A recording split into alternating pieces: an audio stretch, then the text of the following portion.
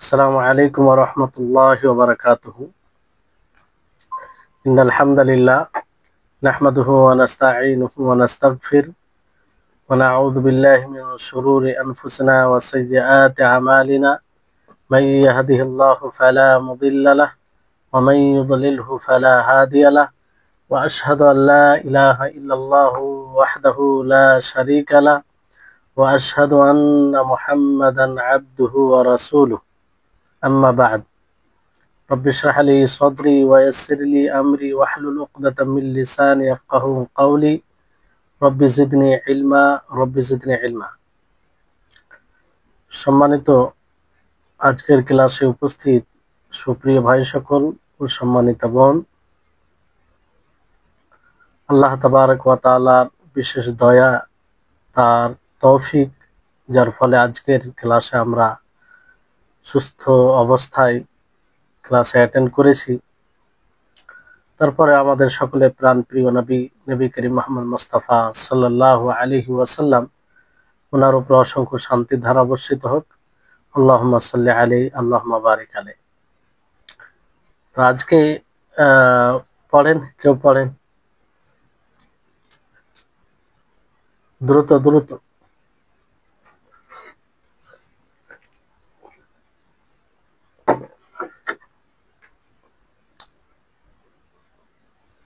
জি বলেন।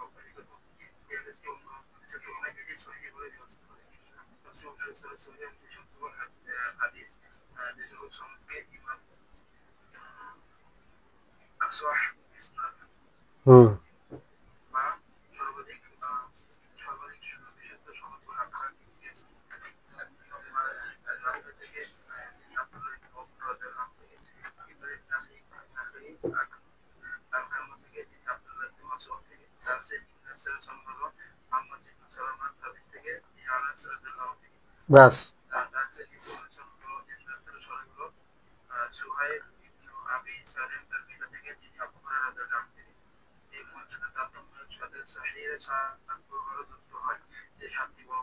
বাস যথেষ্ট যথেষ্ট।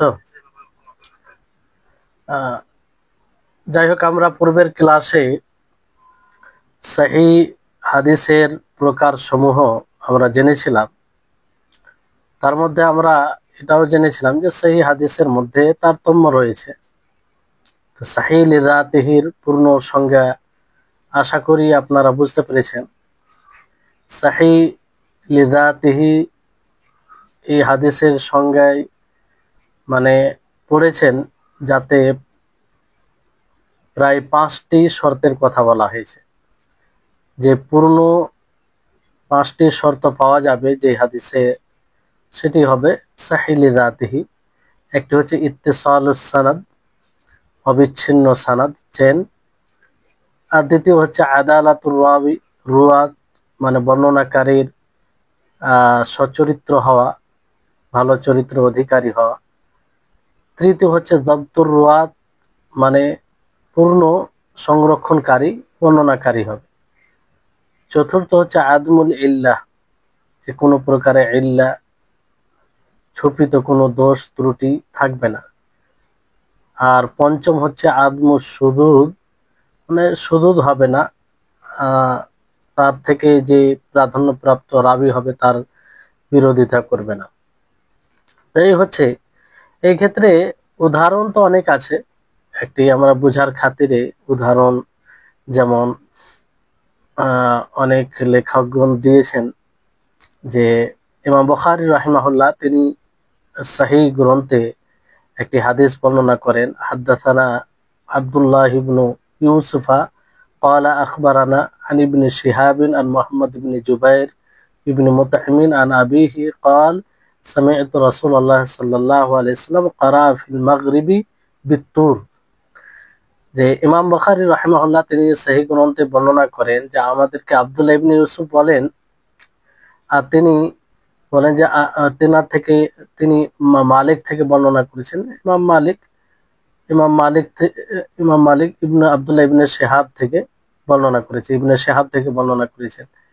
আর ইবনে শিহাব মুহাম্মদ ইবনে জুবাইর থেকে বর্ণনা করেছেন, আর তিনি তার পিতা হতে বর্ণনা করেছেন। তিনি বলেন যে আমি রাসূল সাল্লাল্লাহু আলাইহি ওয়াসাল্লামকে মাগরিবের সালাতে তুর সূরা পড়তে শুনেছি। যে এই হাদিসটি সহিহ হাদিস, কারণ এতে যে 5টি শর্ত রয়েছে সহিহ লিযাতিহির, সেই 5টি শর্ত বিদ্যমান। এর সানাদ অবিচ্ছিন্ন, কোনো বিচ্ছিন্নতা নেই, যে যার কাছ থেকে রিওয়ায়াত করেছে পেয়েছেন সে তার কাছ থেকেই বর্ণনা করছেন, তার নাম নিয়েছেন, মধ্যে কোনো বিচ্ছিন্নতা নেই। তৃতীয় হচ্ছে যে এই চেনের সূত্রে যতগুলো বর্ণনাকারী রয়েছে সমস্ত বর্ণনাকারী আদিল, চরিত্রবান। যেমন আব্দুল্লাহ ইবনে ইউসুফ রয়েছেন, তিনি সিকা, মুতকিন, সিকা বলে নির্ভরযোগ্য, এটা একটা ভাষা, বারবার এই সিকা আসবে জারাহ তাদিলে যখন কথা হবে, তখন সিকা মুকরাবি, সিকা মানে নির্ভরযোগ্য, মুতকিন মানে স্মৃতি শক্তি সব দিক দিয়ে মজবুত। তারপর মালিক ইবনে আনাস, তেনাকে তো ইমাম হাফিজ বলা হয়। ইবনে শিহাব আজ-জুহরি, তিনি ফাকিহ হাফিজ, আর উনার মর্যাদা সম্পর্কে সকলে সম্মতি দিয়েছেন, তিনি মুতকিন ছিলেন। মুহাম্মদ ইবনে জুবাইর সিকা, জুবাইর ইবনে মুতঈম সাহাবী। আর এই হাদিসটির মধ্যে কোনো প্রকারের স্বাদ নেই, অর্থাৎ কেউ নিজের থেকে উঁচু স্তরের লোকের বিরোধিতা করেনি, আর না এতে কোনো গুপ্ত ছুপিত ইল্লাত রয়েছে। তো ফলে এই হাদিসটি সহিহ, মানে সমস্ত শর্ত এর মধ্যে বিদ্যমান। এই হচ্ছে বিষয়। তারপরে আমরা আসবো আজকে যে মূল পড়া, এখানে লেখক রহিমাহুল্লাহ তিনি বলেন যে মারাতিবুস সহিহ, সহিহ হাদিসের স্তরসমূহ। সহিহ হাদিস বলতে সবই যে একই ক্যাটাগরিতে হবে, একই স্তরে হবে তা নয়। সহিহ হাদিসের মধ্যে তাদের তারতম্য আছে, মানে সহিহ হাদিসের মধ্যে তারতম্য আছে। যেমন আমরা যদি বলি যে একটি ভ্যানে অথবা কোথায় ফল রাখা আছে, সমস্ত ফলই খাওয়ার উপযুক্ত, কিন্তু সমস্ত ফল যে একই ক্যাটাগরিতে হবে, একই কোয়ালিটির হবে তা নয়। তার মধ্যে কোনো ফল, তার মধ্যে কোনোটা হয়তো বেশি ভালো হবে, আর কোনোটা তার চাইতে ভালো হবে, কিন্তু সবই ফল খাওয়ার উপযুক্ত। অনুরূপভাবে সহিহ হাদিস যদিও হয়, সব সহিহ হাদিস আমলযোগ্য এবং হুজ্জাত, দলিল, সেটা আবশ্যিকভাবে দলিল হিসাবে গ্রহণ করতে হবে, কিন্তু সবগুলো হাদিস একই তারতম্যে নয়। তাই হচ্ছে বিষয়। তো এখানে বলা হচ্ছে তাখতালিফু মারাতিবুস সাহিহি বিসাবাবি তাফাউতিল আওসাফিল মুক্তাজিয়াতি লিসসিহা, যে বিশুদ্ধ যেসব গুণে বৈশিষ্ট্যে সহিহ হাদিস হয়, বিশুদ্ধ হাদিস হয়, তাতে তারতম্য হওয়ার কারণে বিশুদ্ধ হাদিসের স্তর ভিন্নতা, বিশুদ্ধ হাদিসের স্তরে ভিন্নতা আসে। মানে যেসব কারণে সহিহ হাদিস হয়, সেই কারণগুলিতে তারতম্য হওয়ার ফলে সহিহ হাদিসের স্তরে ভিন্নতা আসে। ফামা ইয়াকুনু রুয়াতুহু ফিদ দারাজাতিল উলিয়া মিনাল আদালাতি ওয়াদ দাবতি ওয়া সাইরিস সিফাতিল্লাতী তুজিবুত তারজিহা কানা আসাহা মিম্মা দুনাহু। যেমন আপনার উঁচু স্তরে যদি কোনো রাবি হয়, বর্ণনাকারী হয়, আদালত পরিপূর্ণ, চরিত্রবান হয়, পরিপূর্ণ সংরক্ষণকারী হয়, জব্ত হয়, আর যতগুলো সিফাত রয়েছে, বৈশিষ্ট্য রয়েছে, সবগুলো পাওয়া যায়, তো সে প্রাধান্যতা পাবে তার নিম্নে যে আছে তার তুলনায়। এই জন্য সহিহ হাদিসের মার্তাবা, তার স্তর রয়েছে। তো এখানে সর্ব উঁচু স্তরের সহিহ কিংবা উঁচু স্তরের, যার উপরে কিছু ওলামাগণ বলেছেন, কিন্তু এই ক্ষেত্রে একটি বিষয় মনে রাখতে হবে যে নিশ্চিতভাবে এটা বলা ঠিক হবে না, নিশ্চিতভাবে বলা ঠিক হবে না। এই কারণে যে কারণ সহির স্তর ভিন্নতা ভিন্নতা আছে, আর সেটা সহির যে শর্তগুলো রয়েছে সেই শর্তগুলোতে যেমন হয় তেমন ভাবে তার উপরে হুকুম লাগানো হয়। এই জন্য পুরোপুরি মোতলাক ভাবে কোনো সানাদকে, কোনো হাদিসকে নির্ধারিত করে সহি বলে দেওয়া যে এটা সবচেয়ে সহি, সবচেয়ে উত্তম, এটা বলা সম্ভব নয়। তারপরও ওলামা গণ, এটা মুহাদ্দিসিন গণ এটা নকল করেছেন যে ওনাদের যাচাই বাছাই অনুযায়ী সর্ব উঁচু স্তরের সানাদ, সর্ব উঁচু স্তরের সানাদ যে কিছু কারণ ছিল যে কারণে তারা সেটা প্রাধান্য দিয়েছেন।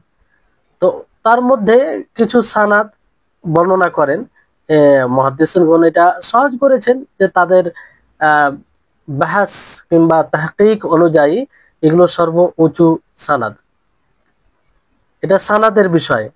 কিন্তু এখানে যেমন সর্ব উঁচু সানাদের ব্যাপারে বলা হয় যে সানাদটি মালিক মালিক বর্ণনা করেন নাফে থেকে, নাফে বর্ণনা করেন আব্দুল্লাহ ইবনে ওমর থেকে।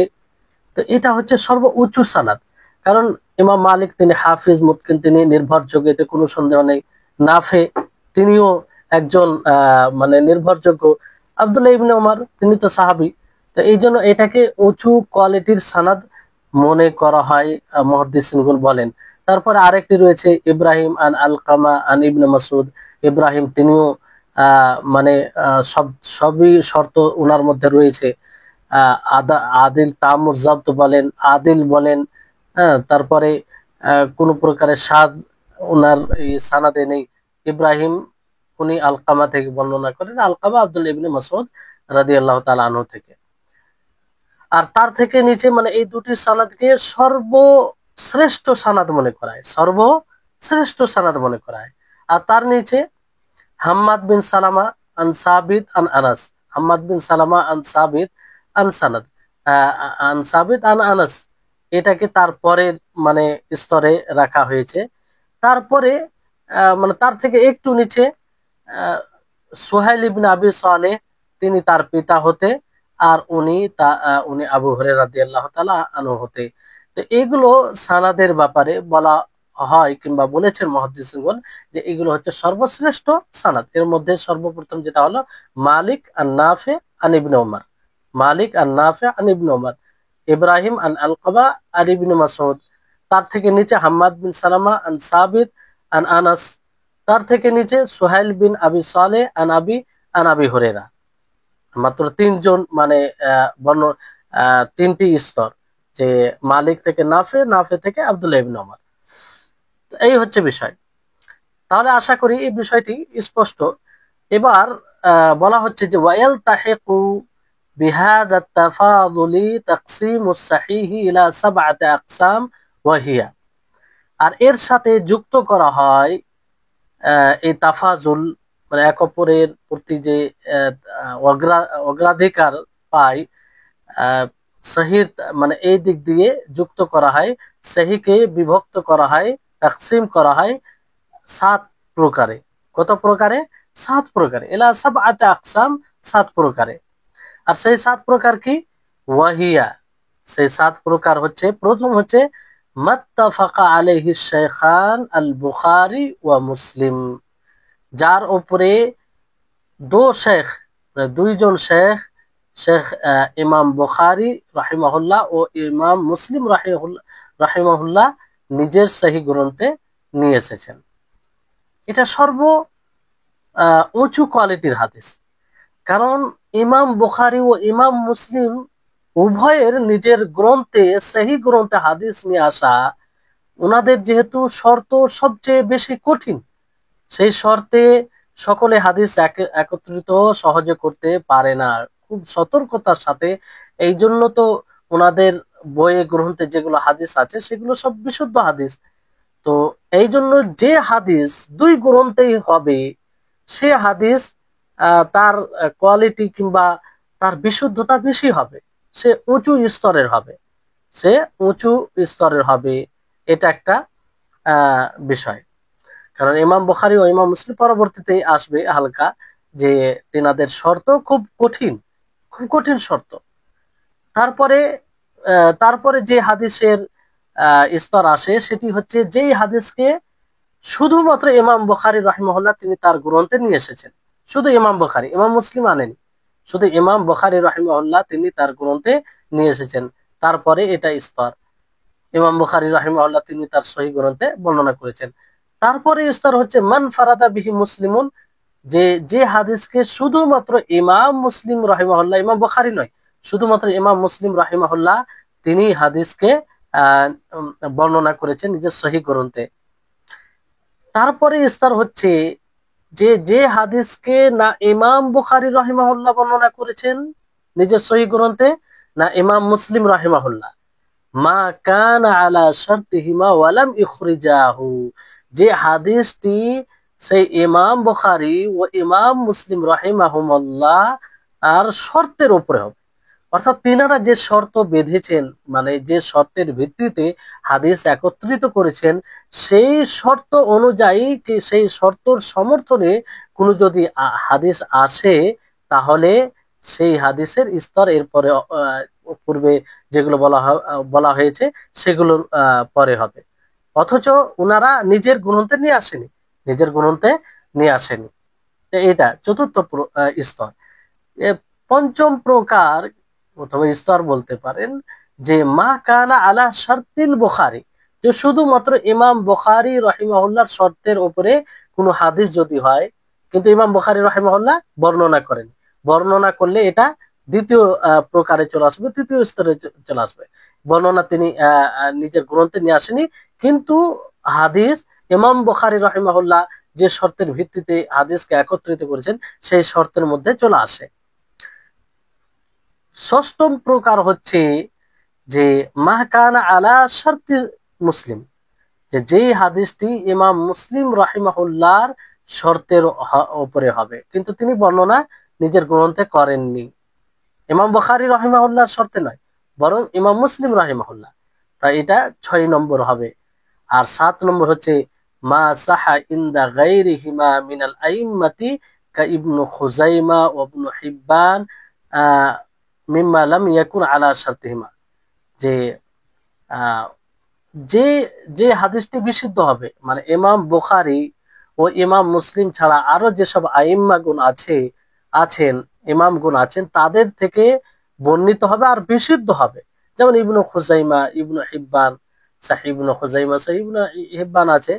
তো যদি ইমাম বুখারী ও ইমাম মুসলিমের শর্তের উপরে না হয়, তাহলে সেটা তারপরে 7 নম্বরে আসবে। তো এই হচ্ছে 7 প্রকার বিশুদ্ধ। যেমন দেখেন যে সবগুলোই বিশুদ্ধ হাদিস, সবগুলোই আমলের যোগ্য, সবগুলোই হুজ্জাত, কিন্তু তারতম্য আছে। তারতম্য এই 7 প্রকার যে বলা হলো, একের পর এক, মানে প্রথম সে তার স্তর উঁচু নিচের তুলনায়, নিচের স্তর তার নিচের তুলনায় উঁচু, কারণ ওই রকম বিষয় রয়েছে। এই হচ্ছে বিষয়। এবার আপনারা বইয়ের অনুবাদের দিকে আসেন, তাহলে আরো বিষয়টি যেন স্পষ্ট হয়। যে এখানে বলা হচ্ছে হাদিস সহিহ হওয়ার জন্য প্রয়োজনীয় গুণাবলীর তারতম্যের কারণে সহি সহি হাদিসের স্তর ভিন্ন ভিন্ন রকম হয়ে থাকে। যেটা আপনাদেরকে বলা হলো যে সহি হাদিস হওয়ার জন্য যেগুলো গুণাবলী আছে সেটাতে মানে তারতম্য রয়েছে, সব তো বরাবর নয়। একজন দুইজন আদিল আছে, তো একজন আদিল বেশি মানে পরিপূর্ণ হবে, তার তুলনায় একজন কম হতে পারে। তো যেহেতু এখানে ভিন্নতা, তো বিশুদ্ধ হাদিস যেটা হবে সেখানেও ভিন্নতা আসবে। আদালা জব্দ সংরক্ষণে এগুলো গুণাবলী, হাদিসকে প্রাধান্য দেওয়া, মানে যার মধ্যে যতটা থাকবে ততটা তাকে প্রাধান্য দিতে হবে, আর প্রাধান্যতা দেওয়া সেখানে জরুরি হবে। তো এই হচ্ছে বিষয়। তারপরে এখানে আসাহুল আসানিদ বলে আপনাদেরকে বলা হলো যে সর্বশ্রেষ্ঠ সনদ, সর্বাধিক বিশুদ্ধ সনদ বলে আখ্যা দিয়েছেন। কিন্তু আপনাদেরকে বলা হয়েছে যে মুতলাক ভাবে বলা এটা যাবে না, তবে মুহাদ্দিসিনগণ তাদের ব্যাখ্যা অনুযায়ী যতটুকু তিনারা করেছেন এটা বলেছেন যে সানাদ। তারপর সানাদ গুলো আপনাদেরকে বলা হয়েছে যে ইমাম মালিক থেকে, ইমাম মালিক যদি নাফে থেকে যে রিওয়ায়াতটি নাফে থেকে করেন, নাফে আব্দুল্লাহ ইবনে ওমর থেকে, এটা হচ্ছে সর্বশ্রেষ্ঠ সানাদ। তারপরে ইব্রাহিম আলকামা থেকে, আলকামা আব্দুল্লাহ ইবনে মাসউদ থেকে, এটাও সর্বশ্রেষ্ঠ সানাদের মধ্যে। দ্বিতীয়, তারপরে নিচে সানাদ হচ্ছে যে আহ হাম্মাদ ইবনু সালামা সাবিত থেকে, আর সাবিত আনাস থেকে। তার চেয়ে নিচে আহ সোহেল ইবনু আবি সালেহ তার পিতা থেকে, তিনি আবু হুরায়রা থেকে, তার পিতা আবু হুরায়রা থেকে। তাই হচ্ছে বিষয়। তো মর্যাদার এই ব্যাপারে যে হাদিসের, বিশুদ্ধ হাদিসের 7 প্রকার বলা হলে, যে সর্বপ্রথম যে হাদিসকে ইমাম বুখারী ও ইমাম মুসলিম নিজের গ্রন্থে, সহিহ গ্রন্থে বর্ণনা করবেন, সেটা হচ্ছে প্রথম। দ্বিতীয় হচ্ছে যে হাদিসকে শুধু ইমাম বুখারী রাহিমাহুল্লাহ নিজের গ্রন্থে বর্ণনা করবেন, তাহলে এটা হচ্ছে দ্বিতীয়। তৃতীয় হচ্ছে যে যে হাদিসকে শুধুমাত্র ইমাম মুসলিম রাহিমাহুল্লাহ তিনি তার গ্রন্থে বর্ণনা করবেন, ইমাম বুখারী নয়। তো এটা হচ্ছে তৃতীয়। চতুর্থ হচ্ছে যে হাদিসকে না ইমাম বুখারী বর্ণনা করবেন, না ইমাম মুসলিম রাহিমাহুল্লাহ বর্ণনা করবেন, বরং সেই হাদিসটি ইমাম বুখারী ও মুসলিম রাহিমাহুল্লাহ শর্তের ভিত্তিতে আসবে, মানে ওই শর্ত এখানে পাওয়া যাবে। ফলে এটা চতুর্থ নম্বর হবে। আর পঞ্চম নম্বর হচ্ছে যে হাদিসকে না ইমাম বুখারী বর্ণনা করেছে, না ইমাম মুসলিম, কিন্তু সেই হাদিসটি ইমাম বুখারী রাহিমাহুল্লাহর শর্তের আওতায় চলে আসে, ফলে এটা পঞ্চম নম্বর হবে। আর ষষ্ঠ নম্বর হচ্ছে যে হাদিসটি ইমাম বুখারী রাহিমাহুল্লাহ ও ইমাম মুসলিম রাহিমাহুল্লাহ উভয়কেও বর্ণনা করবেন, কিন্তু সেই হাদিসটি ইমাম মুসলিম রাহিমাহুল্লাহর শর্তের আওতায় আসবে, আর ইমাম বুখারী রাহিমাহুল্লাহর শর্তের আওতায় নয়। তো এই হাদিসটি 6 নম্বর হবে, 6 নম্বর প্রকারে আসবে। আর 7 নম্বর হচ্ছে যেটা না ইমাম বুখারী মুসলিম রিওয়ায়াত করবেন, না দুইজনের মধ্যে একাকি কেউ রিওয়ায়াত করবেন, না দুইজনের শেখের কোন শর্তের ভিত্তিতে আসবে, আহ অন্য ইমামগণের নিকট থেকে আসবে, আর সেটা বিশুদ্ধ হবে, তাহলে সেটা তারপরে আহ আসবে। তো এই হচ্ছে বিষয়। তো মারাতিবুস সহিহ কেন হয়, আপনারা আশা করি এটা স্পষ্ট ভাবে বুঝেছেন। যে বৈশিষ্ট্যগুলো বলা হয়েছে, এর পূর্বে আলোচনা করা হয়েছে যে তামুজ্জাদ, চারিত্রিক যে গুণাবলী, সেগুলো যার মধ্যে যতটা পরিপূর্ণ থাকবে সে তাকে ততটাই মানে প্রাধান্য দিতে হবে। এবং যেহেতু সেখানে ভিন্নতা আসে, তো বিশুদ্ধ হাদিসে ভিন্নতা আসবে। যেমন কোনো ব্যক্তি আহ আহ শিক্ষকের কতটা সান্নিধ্য লাভ করলো, তারপরে আমানতদারিতা কত আছে, সততা কত আছে, তারপরে স্মৃতি শক্তির প্রখরতা কিরকম।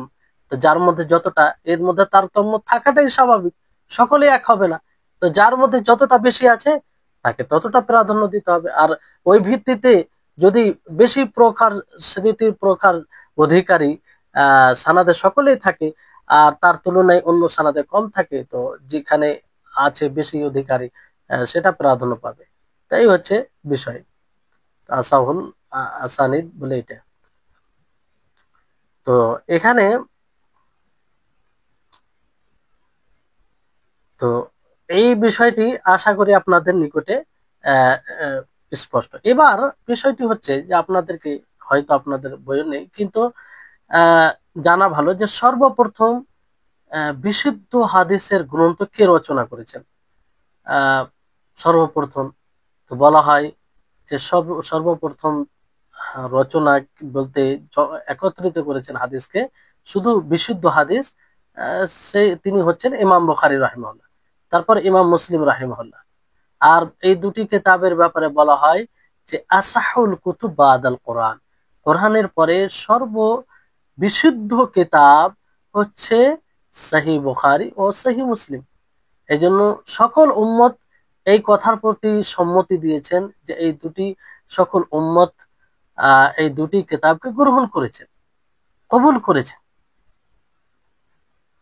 তার কারণ হচ্ছে যে হ্যাঁ, এখানে আরেকটি বিষয় হচ্ছে যে সহিহ বুখারী সহিহ মুসলিমের মধ্যে কোন কিতাবটি বেশি বিশুদ্ধ, বেশি ভালো, কোনটাকে প্রাধান্য দিতে হবে। তো যেটা দ্বিমত আছে, তারপরও যেটা প্রাধান্য প্রাপ্ত মত কিংবা কথা, সেটা হচ্ছে বুখারী মিন জুমলা, মানে সার্বিকভাবে সহি বুখারী সহি মুসলিমের তুলনায় বেশি বিশুদ্ধ।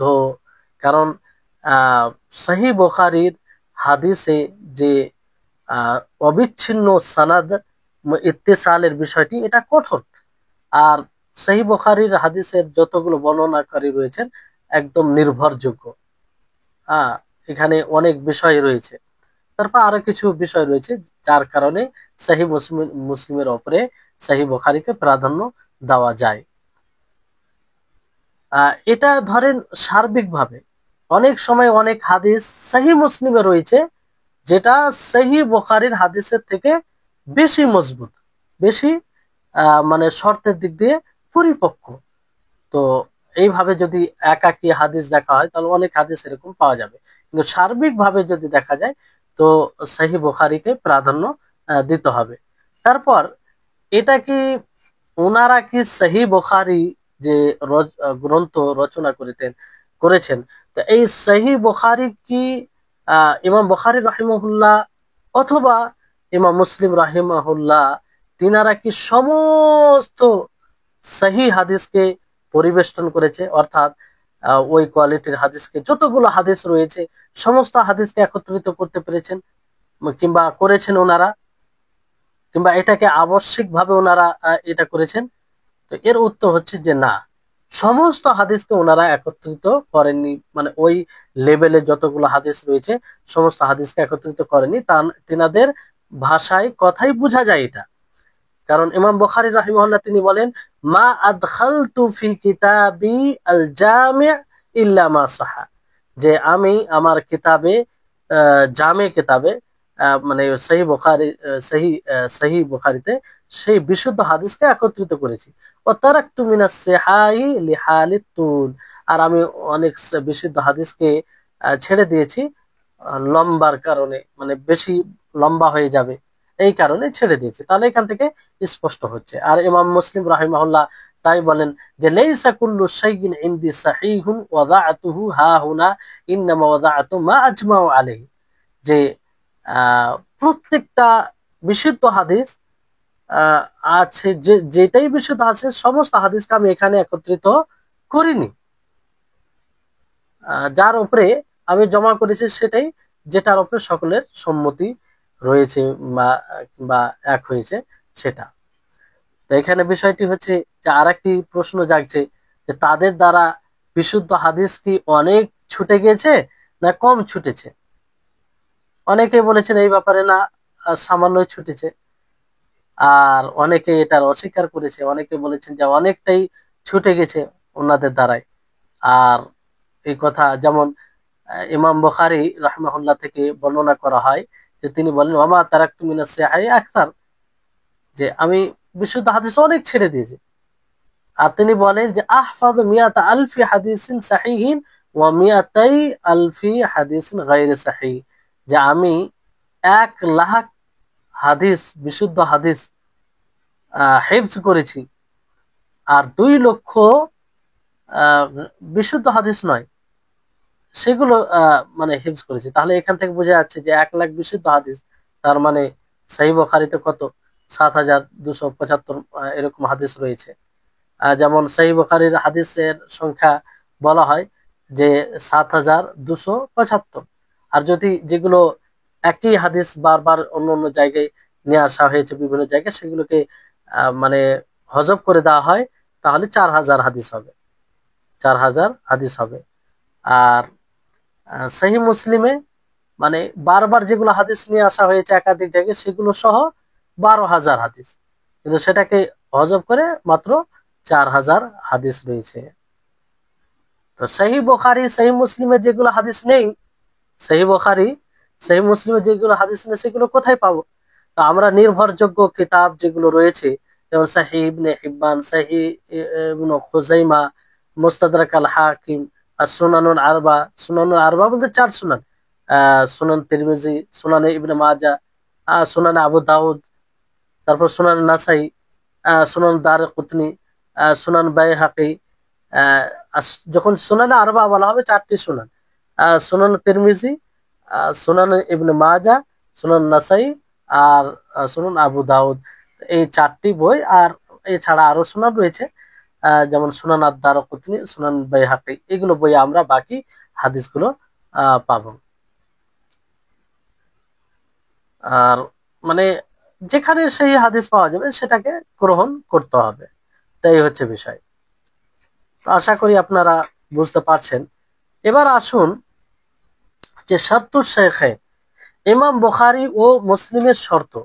ইমাম বুখারী ও মুসলিম রাহিমাহুল্লাহ তিনারা তিনারা শর্ত যেগুলো দিয়েছেন, নির্ণয় করেছেন। একটি কথা মনে রাখতে হবে এখানে, যে শর্তের ব্যাপারে ওনারা স্পষ্টভাবে কিছু বলেনি, তবে ওনাদের হাদিস যাচাই বাছাই দেখতে গিয়ে ওলামাগণ বুঝতে পেরেছেন যে ওনাদের এই শর্ত ছিল হাদিস একত্রিত করার ক্ষেত্রে। তো এই ব্যাপারে লেখক রাহিমাহুল্লাহ বলছেন যে লাম ইউনকাল আন শাইখাইনি আল বুখারী ওয়া মুসলিম শারতুন শারাতাহু ওয়া আয়্যানাহু ওয়া ইন্নামা তাতাব্বা আল উলামা ওয়াল বাহিসুন আন আসালিবহা ওয়া তারিকাতিহিমা হাত্তা তাহসুলা লাহুম মিম্মা যান্নুহু শুরুতান লাহুমা ফালিদা ইখতালাফু ফিহি। যে দুই শেখ অর্থাৎ ইমাম বুখারী ও ইমাম মুসলিম রাহিমাহুমাল্লাহ থেকে এরকম কিছু বর্ণিত নেই যে তিনারা কি শর্ত লাগিয়েছেন, কি শর্ত নির্ণয় করেছেন, বরং ওলামাগণ তাতাব্বুহ করেছেন, মানে দেখেছেন, যাচাই, মানে সেই হাদিসগুলো কি সানাদের, রাবিগুলো, বর্ণনাকারী কেমন, এগুলো দেখেছেন। এবং ইমাম বুখারী ও ইমাম মুসলিম রাহিমাহুল্লাহর যে হাদিস একত্রিত করার সেটার উসলুব পদ্ধতি, এটা দেখেছেন। সেটা দেখে তারা মানে অনুভব করেছে, কিংবা একটা তাদের ধারণা হয়েছে যে এনাদের এই শর্তে। এই জন্য ইমাম বুখারী ও ইমাম মুসলিম রাহিমাহুল্লাহ তিনারা কি শর্ত লাগিয়েছেন, কি শর্তে নিজের সহি গ্রন্থে হাদিস একত্রিত করেছেন, এই ব্যাপারে দ্বিমত আছে, ওলামাদের মধ্যে ভিন্নতা মত রয়েছে, ভিন্ন ভিন্ন মত রয়েছে। এই কারণে, কারণ তিনারা যদি স্পষ্ট করতেন কোনো বিশেষ স্বতন্ত্র ভাবে, তাহলে এই ভিন্নতা আসতো না। কিন্তু যেহেতু মুহাদ্দিসিনগণ তারা যাচাই বাছাই করে দেখে এটাই করেছে, ফলে মানে দ্বিমতের বিষয়টি এসেছে। তো এখানে বিষয়টি হচ্ছে যে এখানে তিনি লেখক রাহিমাহুল্লাহ বইয়ে রয়েছে যে ওয়ানাযকুরু হুনা মা ক্বালাহু নাওয়ী ওয়ারতাযাহুল হাফিজ ফি নুখবাতি ওয়া হুয়া, যে আমরা এখানে বর্ণনা করব যা ইমাম নববী রাহিমাহুল্লাহ বলেছেন, আর হাফিজ ইবনু হাজার রাহিমাহুল্লাহ তিনি এর প্রতি সন্তুষ্ট হয়েছেন, মানে এটা সমর্থন করেছেন নুখবাতে, মানে ওনার বই নুখবাতুল ফিকর যেটা রয়েছে। তো এখানে তিনি বলছেন যে আল মুরাদু বিশারতি শাইখাইন আও আহাদিহিমা, শাইখাইন যে শর্ত লাগিয়েছেন, কিংবা শাইখাইন ইমাম বুখারী ও ইমাম মুসলিম রাহিমাহুল্লাহ, কিংবা ইমাম বুখারী ও ইমাম মুসলিম দুইজনের মধ্যে কোনো একজন শাইখের শর্ত থেকে কি অর্থ নেওয়া হয়, মানে এটা বলতে কি বুঝায়, শর্ত বলতে কি বুঝায়, এই বিষয়টি স্পষ্ট করেন যে আইয়াকুন আল হাদিসু মারউইয়ান মিন তারিক রিজালিল কিতাবিয়্যিন আও আহাদিহিমা মা মুরাআতিল কাইফিয়্যাতি আল্লাতী ইলতাজামাহা শাইখানু ফির রিওয়ায়াতি আনহু, যে হাদিস রিজাল শাস্ত্রের পক্ষ, মানে বর্ণনাকারীদের তারিখ থেকে বর্ণনা হবে, তারপর কিতাবাইনি মিন রিজালিল কিতাবাইন, মানে দুই কিতাব থেকে, অথবা দুইয়ের মধ্যে কোনো এক কিতাবের যে রিজালের তারিখ আছে, সেই তারিখ থেকে, তুরুক থেকে, তারিখ আপনাদেরকে বোঝানো হয়েছিল, সেই তারিখ থেকে বর্ণনা হবে। আর সেই জিনিসের খেয়াল করে, সেই পদ্ধতির খেয়াল রেখেছেন উভয় শেখ, অর্থাৎ ইমাম বুখারী ও ইমাম মুসলিম, এইটাকে শর্ত বলতে হবে। তাহলে শর্ত বলতে কি বোঝায় আপনারা আশা করি বুঝতে পারছেন যে ওনাদের শর্ত বলতে এটা বোঝায় যে ইমাম বুখারী ও ইমাম মুসলিম রাহিমাহুল্লাহ তিনারা যে নিজের গ্রন্থে যে তারিখ দিয়ে রেওয়ায়েত বর্ণনা করেছেন, সেই মারবি রেওয়ায়েত সেই রেওয়ায়েতে যেসব পদ্ধতি তিনারা খেয়াল করেছেন, যত্নবান হয়েছেন যার প্রতি রেওয়ায়েত করতে গিয়ে সেটাকে আহ শর্ত বলতে সেটাকে বোঝানো হয়েছে। তাহলে এবার অনুবাদের দিকে তাকান আপনারা, তাহলে আরো স্পষ্ট হবে যে ইমাম বুখারী এবং ইমাম মুসলিম থেকে এমন কোন শর্তের কথা বর্ণিত হয়নি যা তারা শর্তারোপ করেছেন বা নির্ধারণ করেছেন, মানে ওনারা স্বতন্ত্রভাবে এটা বলেনি, বরং গবেষক আলেমগণ তাদের মূলনীতি ও পদ্ধতি নিয়ে অনুসন্ধান করেছেন। যারা গবেষক রয়েছেন, এই বিষয়ে পারদর্শী যারা রয়েছেন, তারা তাদের মূলনীতি পদ্ধতি নিয়ে গবেষণা অনুসন্ধান করেছেন যে কি কি কিসের ভিত্তিতে তিনারা হাদিসে একত্রিত করেছেন। এতে তারা স্বীয় ধারণা অনুপাতে কিছু শর্ত খুঁজে পেয়েছেন। তিনাদের অভিজ্ঞতা অনুযায়ী নিশ্চিতভাবে কিছু শর্ত পেয়েছেন সেখানে, যার কারণে শর্তগুলো ব্যাপারে গবেষকদের মতের ভিন্নতা রয়েছে, যেটা আপনাদেরকে বলা হলো যে এই কারণে ভিন্নতা। কারণ তেনারা যদি নিজে থেকে ব্যক্ত করতেন আলাদাভাবে স্বতন্ত্রভাবে, তাহলে এই ভিন্নতা থাকতো না, যেহেতু সকলেই যারাই যারাই দেখেছেন গবেষণা করেছেন, তো গবেষণায় তারতম্য থাকবে, এটাই স্বাভাবিক। আমরা এখানে সে মতটি উল্লেখ করব ইমাম নববী যা বলেছেন এবং হাফিজ ইবনে হাজার আসকালানী রাহিমাহুল্লাহ নুখবাতুল ফিকারে যে মতের প্রতি সম্মতি জ্ঞাপন করেছেন। মানে ইমাম নববী রাহিমাহুল্লাহ তিনি বলেন, আর এটা সমর্থন করেছেন হাফিজ ইবনে হাজার তার নুখবাতুল ফিকর, আপনাদেরকে বলা হয়েছিল তিনার বইয়ের নাম শুরুতে। ইমাম বুখারী ও মুসলিম অথবা তাদের কোনো একজনের শর্ত বলতে বোঝায় কোনো হাদিস উক্ত দুই কিতাবের অথবা কোনো এক কিতাবের রাবীদের সনদে বর্ণিত হওয়া, পাশাপাশি তাদের থেকে বর্ণনার ক্ষেত্রে ইমাম বুখারী ও মুসলিম যে সকল পদ্ধতিকে আবশ্যকীয় রূপে গ্রহণ করেছেন তার প্রতি যথাযথ লক্ষ্য রাখা। জি, যে কোনো হাদিস উক্ত কিতাবের অথবা কোনো এক কিতাবের বর্ণিত হওয়া, তার সাথে সাথে যে বর্ণনার ক্ষেত্রে ইমাম বুখারী ও ইমাম মুসলিম যে পদ্ধতিকে আবশ্যকীয় ভাবে মানে সব জায়গায় ওটা খেয়াল রেখেছেন, তার প্রতি যত্নবান ছিলেন, মানে সেটাকেই লক্ষ্য করা শর্ত বলে। আর বিষয়টি হচ্ছে যে ইমাম বুখারী ও ইমাম মুসলিম রাহিমাহুল্লাহ তিনারা হাদিস যাচাই বাছাইয়ের ক্ষেত্রে একদম সর্বাধিক সজাগ ও সচেতন ছিলেন। হাদিস গ্রহণ বর্জনের ক্ষেত্রে তাদের শর্ত ছিল সবচেয়ে নির্ভরযোগ্য, যার কারণে তাদের পুরো কিতাবে আপনি জাল হাদিস, জয়ীফ, দুর্বল হাদিস পাবেন না। আর এই জন্য উম্মত তাকে বিশুদ্ধ হাদিস গ্রন্থ হিসাবে কবুল করেছেন। আর সেই হাদিসগুলো ব্যাখ্যা করতে মানে যাচাই বাছাই করতে গিয়ে, গবেষণা করতে গিয়ে সেটাকে তারা দেখেছেন যে এটা অকাট্যভাবে নিঃসন্দেহে এটা সহিহ হাদিস।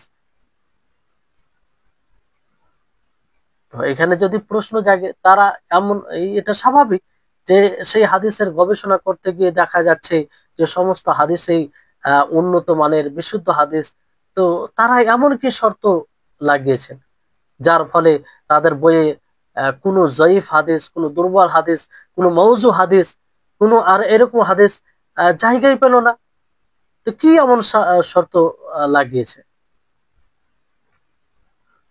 তো কি কি শর্তের কারণে এটা জানতে গেলে অনেক লাভ আছে, কারণ ওই শর্তের ভিত্তিতে আরো কোনো যদি হাদিস পাই, তাহলে ওই ক্যাটাগরির হবে আহ মানে স্তর যদিও তার সমতুল্য না হয়, কিন্তু তারপরে পরে তার স্থান আসবে, এটাই স্বাভাবিক, স্বাভাবিক। এই জন্য মুহাদ্দিসিনগণ এটা মানে দেখেন যে তারা কিতাব সংকলন যখন করেন তখন কি কি নিয়মকে আহ খেয়াল করেছেন, আর এ থেকে কি কি শর্ত বের করা যায়, তাই হচ্ছে বিষয়।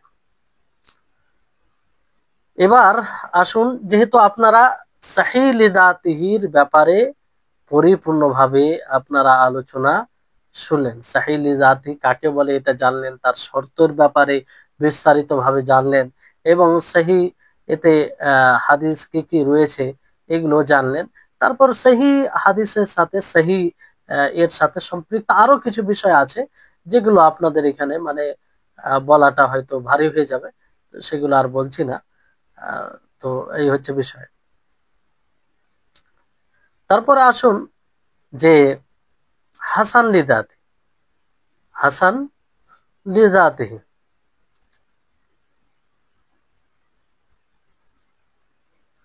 হাসান লিদাতিহি কাকে বলে এবং হাসান লিদা, হ্যাঁ এখানে আরেকটি শব্দ আপনারা শুনেন, যেটা যেহেতু সহিহ বুখারী সহিহ মুসলিমের কথা এলো, কোন হাদিস যখন বলা হয় যে মুত্তাফাকুন আলাইহি, মুত্তাফাকুন আলাইহি, তো এই বলতে এর অর্থ কি? ওলামাউল হাদিস, হাদিস মুহাদ্দিসিনগণ মুত্তাফাকুন আলাইহি বলতে কি অর্থ নিয়েছেন? তো উনাদের অর্থ হচ্ছে মুত্তাফাকুন আলাইহি বলতে যে শাইখাইনদের সম্মতি, অর্থাৎ উভয় শাইখ, ইমাম বুখারী রাহিমাহুল্লাহ ও ইমাম মুসলিম রাহিমাহুল্লাহ উভয়ে আহ বিশুদ্ধতার উপরে একমত হয়েছে, উম্মতের নয়, মানে উনারা একমত হয়েছে। আর উম্মতের একমত এটা এইভাবে চলে আসে, যেহেতু উম্মত তার কিতাবকে বিশুদ্ধ, উনাদের কিতাবকে বিশুদ্ধভাবে গ্রহণ করেছেন, যে এই কিতাবের সমস্ত হাদিস বিশুদ্ধ রয়েছে, ফলে উম্মতেরও একমত চলে আসে। তো যখন আপনি কোনো হাদিসের ব্যাপারে মুত্তাফাক আলাইহি শুনবেন, তখন ভাববেন যে এই হাদিস বুখারী ও মুসলিম উভয় গ্রন্থে রয়েছে, বুখারী মুসলিম উভয় গ্রন্থে রয়েছে, কিংবা উভয়ের বিশুদ্ধতার উপরে সম্মতি রয়েছে। এখানে যে আহ সহিহ বুখারীতে কি সমস্ত সহিহ বুখারী সমস্ত হাদিস আজিজ, তা নয়। আহ এটা শর্ত লাগানো হয় না, তবে অনেক সময় এতে দুটি সানাদ থাকে। সহিহ মুসলিমে এমন হাদিস রয়েছে যে গরীব হাদিস রয়েছে, যেমন প্রথম হাদিস ইন্নামাল আমালু বিন্নিয়াত, প্রথম হাদিস ইন্নামাল আমালু বিন্নিয়াত। তো হাসান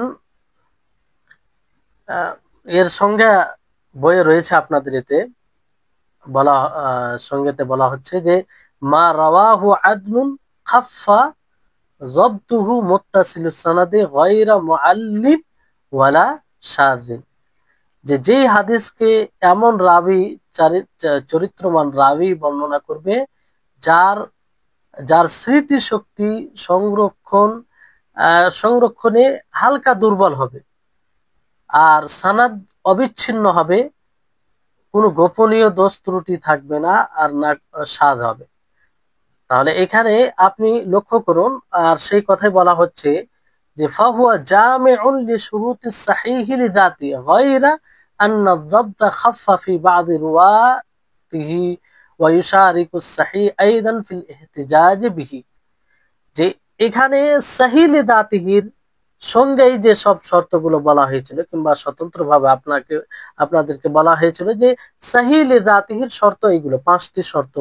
একটি হচ্ছে যে আপনার আদিল হবে, তাম্মুজ যাবত হবে, মুত্তাসিলুস সানাদ হবে, গায়রা মুআল্লিল মানে হবে, আর সাদ হবে না। তো পাঁচটি শর্ত, এখানে সেই পাঁচটি শর্ত রয়েছে, শুধু একটি শর্তে একটু দুর্বলতা থাকবে, সেটি কি? যে তাম্মুজ যাবত পরিপূর্ণ সংরক্ষণকারী হবে না, পরিপূর্ণ সংরক্ষণকারী হবে না। আর এই এই শর্তে দুর্বলতা থাকবে, ফলে সেটা সহিহ লিযাতিহি থেকে হাসান লিযাতিহি দরজায় চলে আসবে, হাসান লিযাতিহির দরজায় মানে তার ক্যাটাগরিতে চলে আসবে।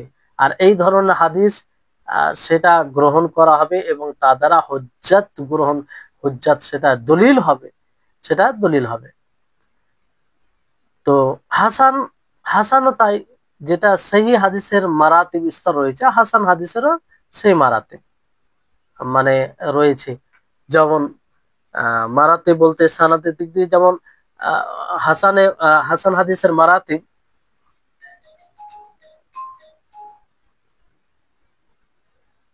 হাসান হাদিসের মারাতিব আপনার যেমন বলা হয়েছে যে হাদিস বাহজ ইবনে হাকিম আন আবিহি আন জাদ্দিহি, এটা উঁচু স্তর, উঁচু স্তরের এই হাদিস যদি হয়, তাহলে হাসান লিযাতিহির উঁচু স্তর।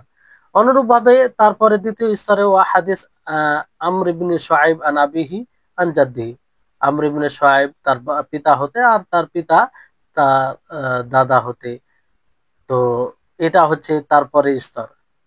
তো এই হচ্ছে হাসান লিজাতি। তাহলে হাসান লিজাতিহি মানে ভালোভাবে সংক্ষিপ্ত ভাবে আপনারা মনে রাখেন যে সহি লিজাতিহি সেটাই মানে সংজ্ঞা, শুধু একটাতে দুর্বলতা থাকবে, সেটা কি, যে পরিপূর্ণ সংরক্ষণকারী হবে না, সংরক্ষণে দুর্বলতা থাকবে, সংরক্ষণে স্মৃতিশক্তিতে দুর্বলতা থাকবে। এই জন্য সে হাসান লিজাতি হয়। যদি এটাও ঠিক থাকতো তাহলে সেটা সহি লিজাতি হতো, সহি লিজাতি হতো। তাহলে হাসান লিজাতির সংজ্ঞা কঠিন নয়, সহজ। তা আপনারা এইভাবে মনে রাখতে পারেন, যেটা এতে দিয়েছে আপনাদের অনুবাদে দেখেন যে হাসান লিজাতি এমন হাদিস যা বর্ণনা করবে এমন চরিত্রবান রাবী সংরক্ষণের ক্ষেত্রে যিনি দুর্বল। কিন্তু সহি লিজাতিহিতে এটা নাই, সহি লিজাতিহি পরিপূর্ণ সংরক্ষণকারী। আর এখানে কি পার্থক্য হচ্ছে, যে সংরক্ষণের ক্ষেত্রে যে দুর্বল হবে, কি হবে, দুর্বল হবে। আর বাকি সবগুলো বৈশিষ্ট্য আছে, যেগুলো বৈশিষ্ট্য হাসান লিজাতিহি সহি লিজাতিহিতে রয়েছে। সেই সাথে হাদিসটি অবিচ্ছিন্ন সনদে বর্ণিত হবে, তাতে গোপন দোষ ত্রুটি থাকবে না এবং বিরল হবে না, বিরল হবে না, মানে স্বাদ হবে না, যেটা ব্যাখ্যা করা হয়েছে। সুতরাং দেখা যাচ্ছে হাসান লিজাতিহির মাঝে সহি লিজাতিহির সকল শর্ত পাওয়া যাচ্ছে, সকল শর্ত। শুধু তার কোন কোন রাবির সংরক্ষণে দুর্বলতা থাকবে, বা সেটাই, বাকি সবগুলো আছে। আর দলিল হিসেবে উপস্থাপনার ক্ষেত্রে সেটা সহি লিজাতিহির সমপর্যায়ের বলে বিবেচিত হবে। দলিল হিসাবে সহি লিজাতিহি যেমন দলিল, অনুরূপ ভাবে হাসান লিজাতিহি দলিল, মানে তার থেকে নিচু হওয়ার কারণে সেটা দলিল নয় এরকম বিষয় নয়। তারপরে সহি এর মতো হাসান হাদিসের বিভিন্ন স্তর রয়েছে, যেটা বলা হলো। হাফিজ জাহাবি বলেন হাসান হাদিসের সর্বোচ্চ স্তরের সনদ হলো বাহজ ইবনে হাকিম তার পিতা থেকে, তিনি তার দাদা থেকে। আর দ্বিতীয় স্তরে হচ্ছে আমার আমর বিন শুআইব তার পিতা থেকে, তিনি তার দাদা থেকে। এই দুই সনদে বর্ণিত হাদিস। তাহলে এটা মানে সহি হাদিসের, হাসান লিজাতি হাদিসের স্তর, বিভিন্ন স্তর রয়েছে, তার দুটি উদাহরণ। তো হাসান লিজাতিহি আশা করি আপনারা এর হুকুম বুঝতে পারলেন, যে ঠিক মানে সহি লিজাতিহি মতোই শক্তিশালী, সহি লিজাতিহির মতোই শক্তিশালী। এবার আসুন যে এখানে হাসান লিজাতিহি, হাসান লিজাতিহির আরো সংজ্ঞা মুহাদ্দিসিন কেরাম দিয়েছেন। তো আপনারা এটাই মনে রাখেন, তো ইনশাআল্লাহ সহজ হবে, এতে ভালো হবে। আরো বিভিন্ন সংজ্ঞা দিলে এর উদাহরণ হিসাবে অনেক রয়েছে। যেমন একটি উদাহরণ রয়েছে, ইমাম তিরমিজি রাহিমাহুল্লাহ তিনি বলেন যে হাদাসানা কুতাইবা হাদাসানা জাফর ইবনে সুলাইমান আদ-দুবাই আন আবি ইমরান আল-জুয়াইনি আন আবি বকর বিন আবি মুসা আল-আশারি। তিনি বলেন সামিআতু আবি বিহাদরাতিল আদুবি ইয়াকুল ক্বালা রাসূলুল্লাহ সাল্লাল্লাহু আলাইহি ওয়াসাল্লাম ইন্না আবওয়াবাল জান্নাতি তাহতা জিলালিস সুয়ুফ। এই হাদিসটি হাসান লিজাতি কেন? এই জন্য যে এই হাদিসের সানাদে যতগুলো রেজাল আছে, বর্ণনাকারী রয়েছে, সকলেই নির্ভরযোগ্য। কিন্তু জাফর ইবনে সুলাইমান আদ-দুবাই তিনি মানে স্মৃতি শক্তিতে একটু দুর্বল, এটি কি দুর্বল। এই জন্য এই হাদিসটি হাসান লিজাতিহিতে পরিণত হয়েছে। যদি সেখানে ঠিক থাকতো তাহলে সহি লিজাতি হতো, সহি লিজাতিহি হতো।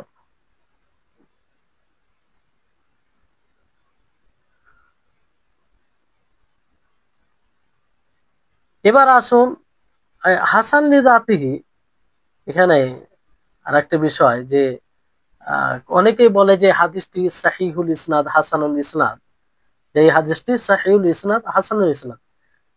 এটার অর্থ কি? মানে হাদা হাদিসুন সাহিহুল, মানে সাহিহুল ইসনাদ মানে এই হাদিসটি বিশুদ্ধ হাদিস। আর হাদা হাদিসুল হাসানুল ইসনাদ মানে এটা এইরকম নয় যে হাদা হাদিসুল হাসানুল। কারণ কখনো হাদিস সহি হয়, মানে কেউ যদি বলে এই হাদিস সাহিউল ইসনাদ অথবা হাসানুল ইসনাদ, এটার মানে এটা নয় যে হাদা হাদিসুন সাহিহুন এর মতো, অথবা হাদা হাদিসুন হাসানুন এর মতো, এরকম বিষয় নয়। মানে হাদা হাদিসুন সাহিহুন মানে কি এই হাদিসটি বিশুদ্ধ হাদিস, নিশ্চয় মানে হুকম লাগিয়ে দেওয়া হয়, তো এরকম বিষয় নয়।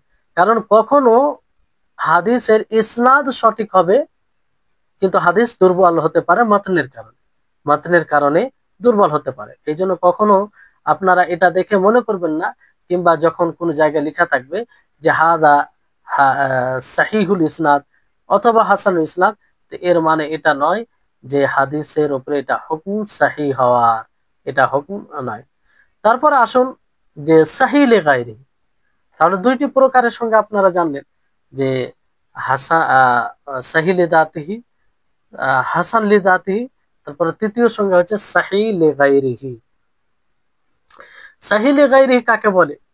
ওয়া হুয়াল হাসান লি দাতিহি ইদা তাআদ্দাদাত তুরুকুহু, মানে হাসান লি দাতি, সেটা হাসান লি জাতি হাদিস হবে। হাসান লি দাতি আপনারা পড়লেন যে সাহি লি দাতির সমস্ত বৈশিষ্ট্য থাকবে, শুধুমাত্র খাফিফুজ যাবত হবে, মানে সংরক্ষণে দুর্বলতা থাকবে।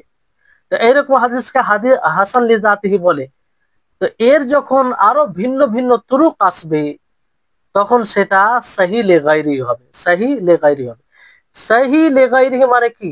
মানে সে নিজে বিশুদ্ধতার স্তরে আসে না, অন্যের সহযোগিতায়, অন্যের সহায়তায় সে বিশুদ্ধতার বিশুদ্ধ বলতে সহির আওতায় আসে, ফলে একে সহি লে গায়রি বলে। লে গায়রি মানে অন্যের কারণে সহি, অন্যের কারণে সহি।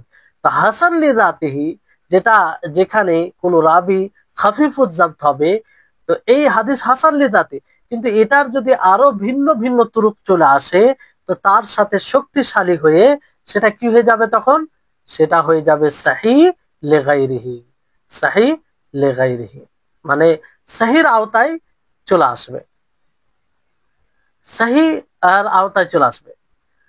তো فبذلك يقوي ويرتفع عن درجة الحسن إلى درجة الصحيح لكن لا لذاته بل لغيره, যে এই কারণে এটা শক্তিশালী হবে এবং হাসান এর স্তর থেকে সহির স্তর পর্যন্ত পৌঁছে যাবে, কিন্তু কিসের কারণে? সে নিজে নিজে নয়, নিজে স্বতন্ত্রভাবে সে সহি পর্যন্ত পৌঁছায় না, বরং কিভাবে?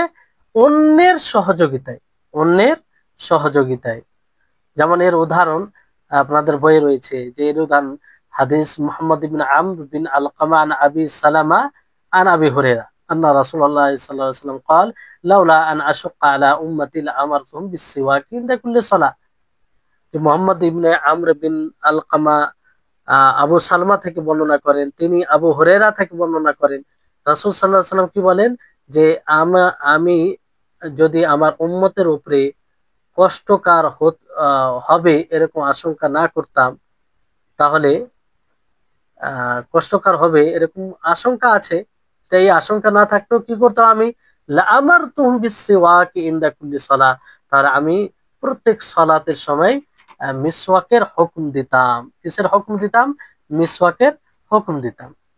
তো এই হাদিসের ব্যাপারে ইমাম তিরমিজি রাহিমাহুল্লাহ তিনি বলেন যে ওয়াকাল তিরমিজি বাদা আন আখরাজাল হাদিস, তিনি এই হাদিসটি বর্ণনা করার পরে বলেন ওয়া হাদিসু আবি হুরায়রা ইন্নামা সাহা লিআন্নাহু রুবিয়া আন গায়রি মিন গায়রি ওয়াজহিন, যে আবু হুরায়রা হাদিস এটা বিশুদ্ধ কারণ এটা বর্ণনা করা হয়েছে অন্য তারিখ থেকে। ওয়ালিউলাম আন্না তামসিল লাইসা লিমুতলাকিল হাদিস, একটা উদাহরণ মুতলাক হাদিসে নয়, বাল লিকাউনি মিন রিওয়ায়াত মুহাম্মদ ইবনে আমর ওয়া ইল্লা ফাল হাদিস ক্বাদ রাওয়াহু আশ-শাইখান মিন গায়রি তারিকিহি, মানে এটা এই কারণে যে মুহাম্মদ ইবনে আমর এর রিওয়ায়াতের কারণে, কারণ মূলত হাদিসটি সহিহ। আর ইমাম বুখারী ইমাম মুসলিম রাহিমাহুল্লাহ বর্ণনা করেছেন, আব্দুল্লাহ ইবনু সালাহ তিনি বলেন মুহাম্মদ ইবনে আমর বিন আলকামা যিনি সততায় সত্যবাদী, এটা প্রসিদ্ধ মুহাদ্দিসিনদের নিকটে, আর তিনি আদিল চরিত্রবান ছিলেন, কিন্তু মজবুতদের মধ্যে ছিলেন না। অনেকেই ওনাকে দুর্বল মনে করেছেন তার স্মৃতিশক্তি একটু কম হওয়ার কারণে, আর অনেকেই তিনাকে সিকা গ্রহণযোগ্য বলেছেন, ওয়া ওয়াসাকাহু বা'দুহুম লিসিদকিহি ওয়া আমানাতিহি। তো এই জন্য তার হাদিসটি এই দিক দিয়ে হাসান, এই দিক দিয়ে হাসান। তাহলে এটাই বলে ক্লাস শেষ হবে ইনশাল্লাহ। তো এখানে দেখেন, আপনারা অর্থে আসেন তাহলে স্পষ্ট হয়ে যাবে বিষয়টি, যে সহি লিগাইরি মূলত হাসান লিযাতি, মূলত কি এটা হাসান লিযাতি। যখন তার একাধিক সানাদ হবে তখন সেটা হাসানের স্তর থেকে সহি সহি এর স্তরে উঠে যাবে। হাসানের স্তর থেকে কোথায় উঠে যাবে? সহি এর স্তরে উঠে যাবে। আহ কিন্তু সে নিজে নিজে হবে না, অন্যর দ্বারাতে হবে। উদাহরণ যেটি বলা হলো, তো ইমাম তিরমিজি সেই উদাহরণের ব্যাপারে, যে আমার উম্মতের জন্য যদি যদি কষ্টকর হওয়ার আশঙ্কা না থাকতো তো আমি প্রত্যেক সালাতে মিসওয়াকের হুকুম দিতাম।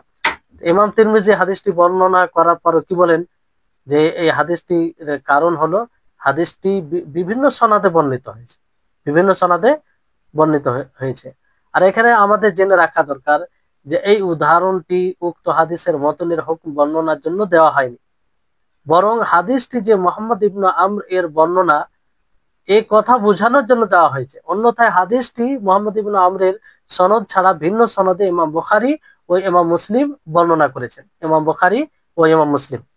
ইবনু সালেহ বলেন, মোহাম্মদ ইবনে আমর ইবনে আলকামা সত্যবাদিতা এবং ন্যায়পরায়ণতার ক্ষেত্রে প্রসিদ্ধ রাবীদের একজন, কিন্তু তিনি স্মৃতি শক্তির ক্ষেত্রে সুদৃঢ় ছিলেন না। তাই স্মৃতি শক্তির দুর্বলতার কারণে কেউ কেউ তাকে দুর্বল বলেছেন। এই যে দুর্বলতা চলে এলো। আবার সত্যবাদিতা এবং ন্যায়পরায়ণতার কারণে কেউ কেউ তাকে নির্ভরযোগ্য বলেছেন। সুতরাং এই দিক থেকে তার হাদিস হাসান, যেহেতু এখানে দ্বিমত চলে এলো। তাই হচ্ছে হাসান লিযাতিহি হাদিস। তাহলে সহি লিগাইরিহি না সহি লিযাত, হাসান লিযাতিহি বুঝতে পারলে সহি লিগাইরি এক অপরের সাথে গভীর সম্পর্ক রয়েছে। তো আশা করি আপনারা বুঝতে পারছেন। এখন বুঝতে কতটা পারছেন সেটা হয়তো পরবর্তীতে প্রশ্ন করলে বোঝা যাবে। এখন তো সামনাসামনি নেই যে আপনাদেরকে জিজ্ঞাসা করব। তো যাই হোক, বিষয় হচ্ছে এটা। তাহলে হাসান লিযাতিহি পর্যন্ত আমরা সহি লিগাইরিহি পর্যন্ত পড়লাম।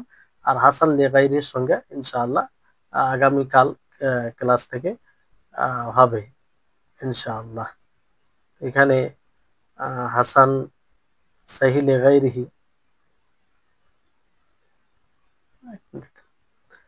তারপরে আপনাদেরকে একটু বলে দিই যে হাসান হাদিস কোন কোন কিতাবে বেশি পাওয়া যায়। তো স্বতন্ত্রভাবে হাসান হাদিসের কোনো কিতাব খাস নেই, তবে আহ, উম, কিছু বইয়ে পাওয়া যায়, যেমন তিরমিজিতে, সুনান তিরমিজিতে, সুনান আবু দাউদে, সুনান দারকুতনিতে, এগুলোতে হাসান হাদিস অধিক আকারে পাওয়া যায়, অধিক আকারে পাওয়া যায়। তো আজকের মতো শেষ এখান থেকে। আল্লাহ তাবারক ওয়া তাআলার নিকটে দোয়া করি আল্লাহ যেন আমাদের সকলকে এসব বিষয়ে বুঝার তৌফিক দান করেন, আমাদের ইলমে বারাকা দান করেন, আমাদের ইলমে বৃদ্ধি দান করেন। আর সর্বোপরি আমাদের সকলকে যেন আল্লাহ তাআলা ইলমে নাফে দান করেন, যে ইলম দ্বারা আমরা ইহকাল ও পরকালে সফলতা লাভ করতে পারি। ওয়া আখির দাওয়ানা আনিল হামদুলিল্লাহি রাব্বিল আলামিন। আসসালামু আলাইকুম ওয়া রাহমাতুল্লাহি ওয়া বারাকাতুহু।